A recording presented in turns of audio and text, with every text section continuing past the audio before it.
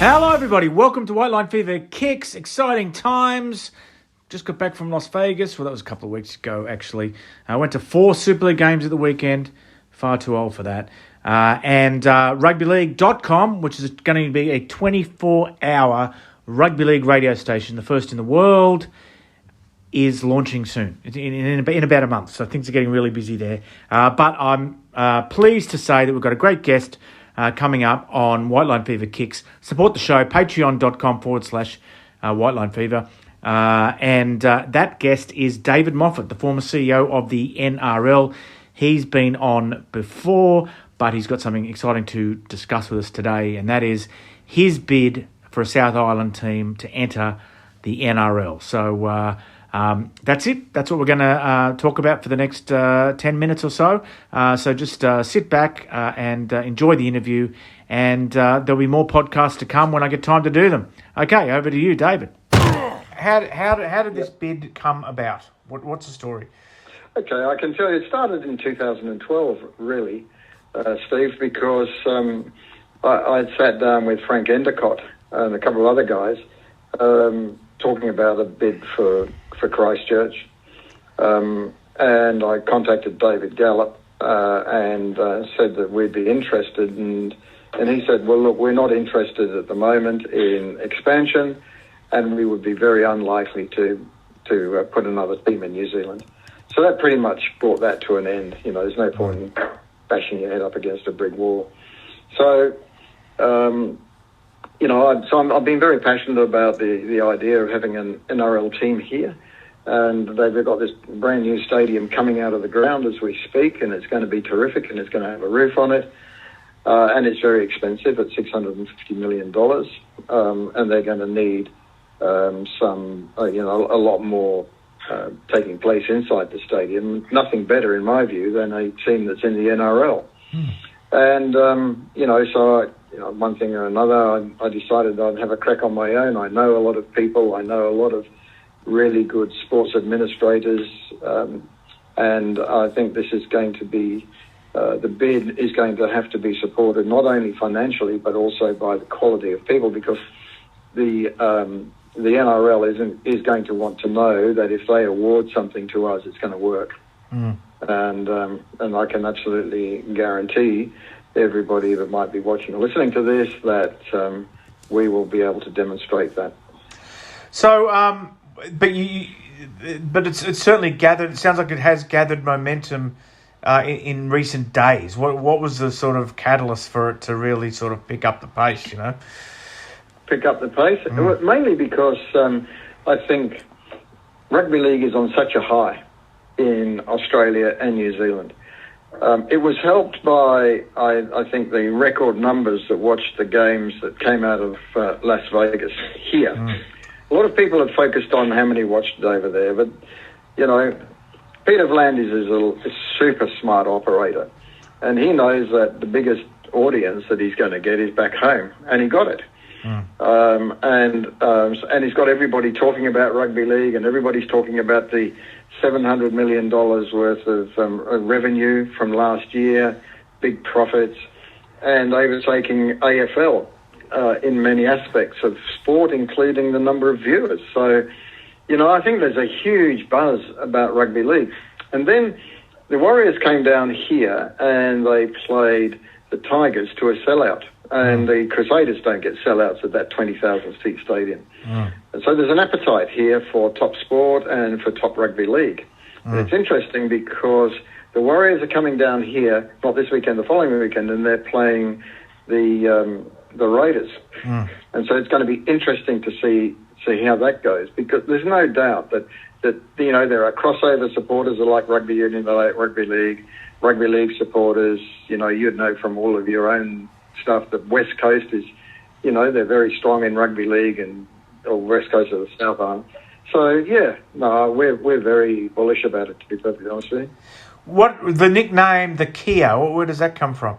Yeah, well, it's not a nickname. The Kia is an endangered species of parrot, right? And it is the only mountain parrot in the world, and it only exists here in, you know, the Kia as in the South Island.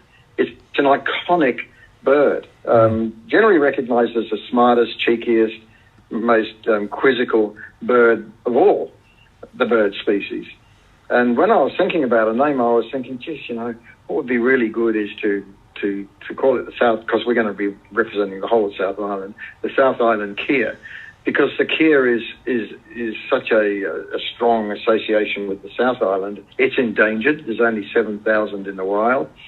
And so therefore, I've been talking to the Kea Conservation Trust about, what we're going to do to support them, and we'll give them $1 a ticket sold towards the Conservation Trust, and there's a lot of other things that we want to do with them as well. So it ticks a lot of boxes, and it actually has gelled with everybody, really. Nobody's actually come out and criticised the name or anything associated with it. The majority of the comments have been, this is going to be fantastic. Now, what would you like to say about the other bid? Because they put out a statement saying, you wanted to be chairman and they didn't want to offer you the chairmanship. No, I'm not. No, I'm not talking about any other bids.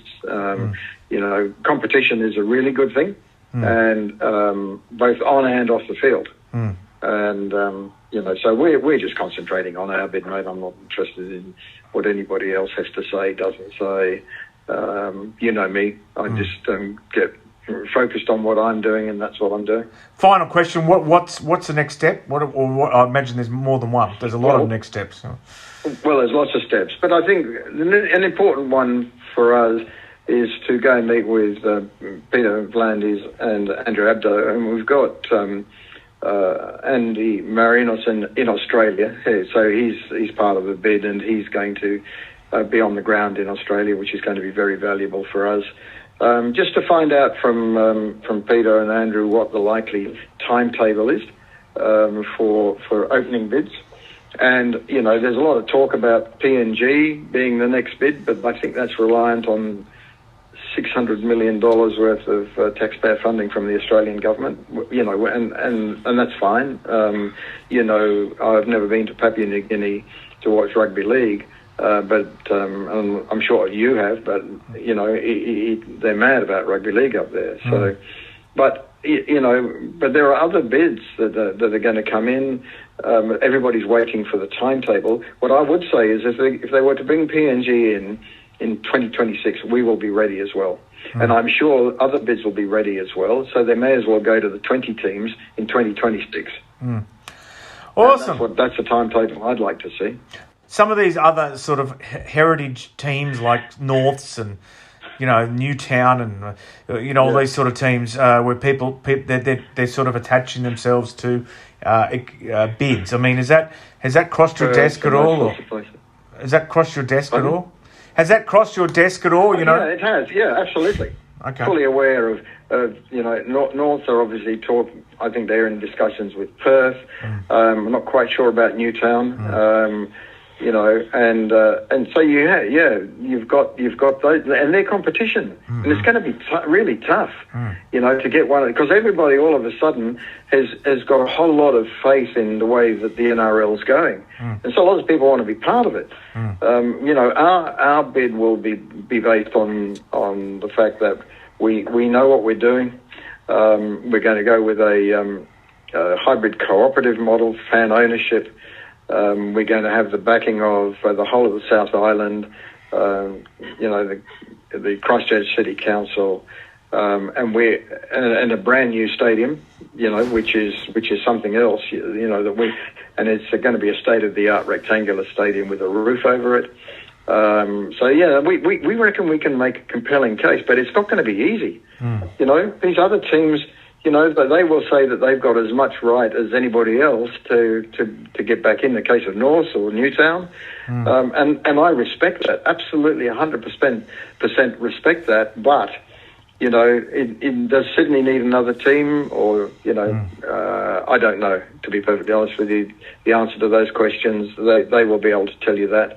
But there's bids that are going to come in from places that have not yet been revealed, and I won't reveal the one that's approached me to help them with their bid. But mate, it's going to be tough.